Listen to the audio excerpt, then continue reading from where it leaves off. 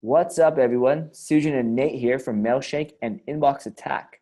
This is part two of a three-part video. Today, we're going to talk about scrubbing your email list.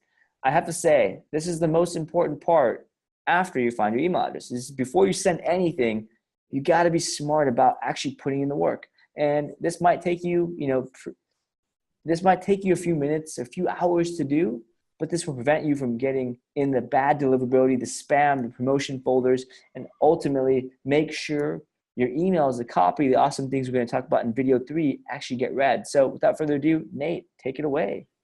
All right. Thanks, Sujin. I'm Nate from Inbox Attack.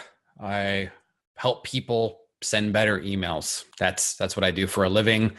And when Sujin and I connected, this is an area that we constantly are hearing about from our clients. So on my end, my training clients and my copywriting clients, sending stuff out and saying, why is this not working? Why is this not working? And ultimately it comes down to the preparation of the list itself. Now, we talked in the last video about ways of collecting and acquiring emails for a cold email campaign. This is a critical next step. I'll be honest with you. In the beginning of my career in email marketing, which has run about a decade now, I didn't scrub my email lists. And for a while, I was able to get away with it. And back then, 9-10 years ago, you go back even further, 15-20 years ago, it was the Wild West of technology. Nowadays, email servers, email programs and platforms are just getting smarter. They're getting smarter and more robust. And the people getting the emails are becoming more savvy about the stuff they're getting and setting up their own filters on things. It's absolute craziness. So what's the worst that can happen? What the worst that can happen to sending to a cold email list that hasn't been scrubbed? First of all, bounce rates. So if that email address no longer exists, it will result in a low delivery rate. So in the beginning, you might get away with it. You might get decent deliverability on the first campaign.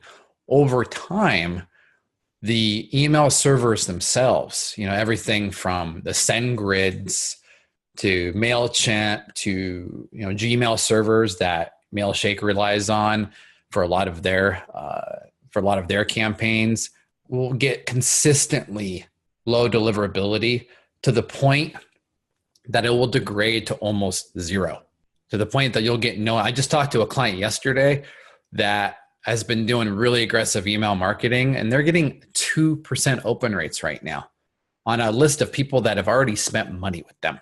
So that is scrubbing those emails is so important for that reason. What's worse is when you keep doing these types of things and sending in emails that bounce, emails that don't exist, emails that may be spam traps, like something that people set up to just collect spam and then report it to the canned spam authorities, is the service provider will actually get rid of you. So Mailchimp, if you get your hand slap, will let you back in once. And if you mess up again and get a really high spike in bounces on a campaign, they will shut you out of the platform permanently. Gmail will actually nuke your email addresses if you're on G Suite. And that is very, very expensive to move all of that stuff. It slows down the pace of business. It's just a big pain in the butt.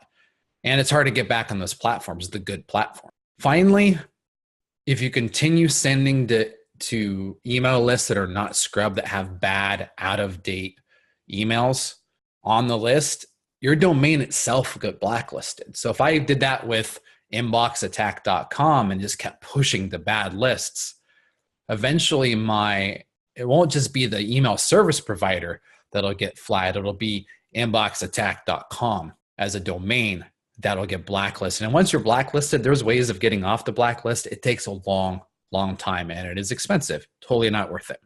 All right, that's enough scary stuff. So yeah, you need to scrub the list. So there's a few different tools that I use every day, every week to scrub cold email lists. The one that I use most these days is bulkemailchecker.com. And granted, there are a bunch of competitors in this space, and I've used a whole bunch of them, Bright Verify and Email Hippo. There's a bunch of them. Bulk email checker I like because it's cheap. It's not super fast. I'll be honest, it's not super fast. And when you load up a bigger list, it could sometimes take days to scrub, but that's the trade-off. And you'll see in this screenshot here, this is an actual screenshot from my account like yesterday. And we were having an issue with this client's account, MailChimp account kept getting flagged. And we discovered when we ran bulk email checker on this list, on this contest they were running, that they were getting a lot of fake email addresses being inputted. Stuff that you could get past CAPTCHA too with it. This is a great tool for sussing that out, and it's cheap. And it's especially if you have a lot of old big lists, like old LinkedIn connection lists or Google or Yahoo contact lists. It's a good tool for that. The next tool is Norbert.com. This one is similar to bulk email checker. You could upload a file, but it has a bit more flexibility with sourcing emails as well, which we covered in the last video. How are you using this platform for scrubbing now, Sujan? Yeah, same thing as pretty much bulk email checker. You can upload a list and boom. I think the big difference here is if you don't need any of the other details and you just want to do a quick one-off, it's cheaper than most other tools out there. And it's very, it's like $2 for anything low volume. So if you want to just do a quick one, it's generally cheaper and quicker. And one of the things I like about this tool is that it does have that list acquisition aspect in it too. So you could go in, scrape a list of, say, 500 sales directors in a certain industry, and then push them through the verify section of this platform in the same platform and actually get a list that's relevant and clean. So it does both. And of course, Mailshake just rolled out this feature, what was it, a couple of months ago? Just a couple months ago. So this is a nice approach especially if you're doing a lot of small batches. And I'm a huge proponent of doing small batches for cold email campaigns. Sometimes this campaign I sent here, I only sent it to 12 people. So I went through and scraped together the list and put it together. And it seems like a lot of work for sending 12 emails, but I got one close out of it. So I spent a couple hours, put together some emails, and a couple of the other people, when I hit them up again, I may be able to close one more off of it. So even though it was a small batch, it's worth it. But I've built the habit of always scrubbing my emails. Even if it's something I collected 3 months ago, people get rid of email addresses all the time. So this is a feature you'll be prompted when you're building a Mailshake campaign to clean emails as well. And it's like 2 clicks and you're done. It's beautiful. So yeah, and guys, one thing is we don't need to sell you on any of these things, but we do want you to clean your lists at some point. It's just going to make your campaigns more successful. And I think with Mailshake, you get a couple hundred credits for free. So use them. You don't want to end up in that deliverability issue. So that's all I have to say about that. Nate, you can move on. All right. So one of the things when you're scrubbing lists that you'll see some potentially new terminology. Different platforms call it different things, but it's usually like a green, yellow, and red, or a past, unknown, and failed, or active, unknown, and not past. Short version, past is you're good to send to that. Those email addresses exist. Unknown is when the scrubbing tools technology is not able to get a yes or a no. They ping the server. It's a server-to-server technology, not using inboxes at all, and pings it. And sometimes the person you're trying to email to have their servers set up where they block those kind of requests. So there is no way to find out. And if they failed, be careful about that. Sometimes emails are marked as failed because they're role-based, which we'll get into the next slide. So even though they failed, take a second look at the reason why it failed. Because it takes a lot of work to acquire email addresses. It's a lot of work and usually money too. So it's important not to discard those right away if they're role-based. Now, a quick note about unknowns. I'll still send to unknowns. So if I scrub a list of 1,000, say half of them pass and say I've got 250 email addresses that are marked unknown. What I'll typically do is I'll dilute the effects of the unknowns by pushing it into a bigger list.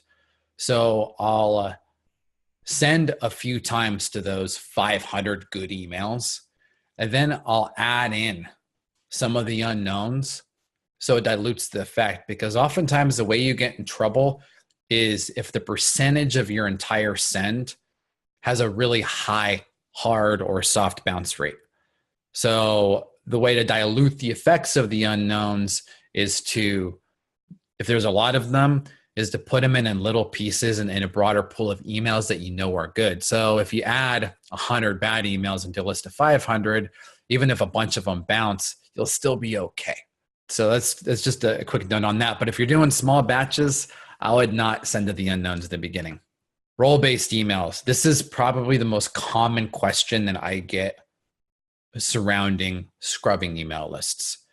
Role-based emails, in short, is anything that's not attached to a human. Info at, support at, admin at, help at, sales at, customer at, all these different compliance at, privacy at, all these different non-human emails. They're usually attached to a group, or they forward somewhere, or they might be attached to a ticketing platform. Rule of thumb, if you're targeting small businesses, you could totally send role-based emails. I've closed many deals sending to info@somecompany.com and getting a human responding, because it's usually the owner or someone higher up in the company that's responding to those emails. Medium-sized businesses, maybe you could try it out, and if you get crickets, maybe you shouldn't send to it. If you're targeting big businesses, absolutely do not use the role-based emails. They'll go absolutely nowhere, and it may eventually hurt your deliverability or get you blocked by the actual company servers themselves. All right, little bonus content here. Fake email opt-ins. I showed you that bulk email checker screenshot earlier, that their contest my client was running was getting a lot of fake emails.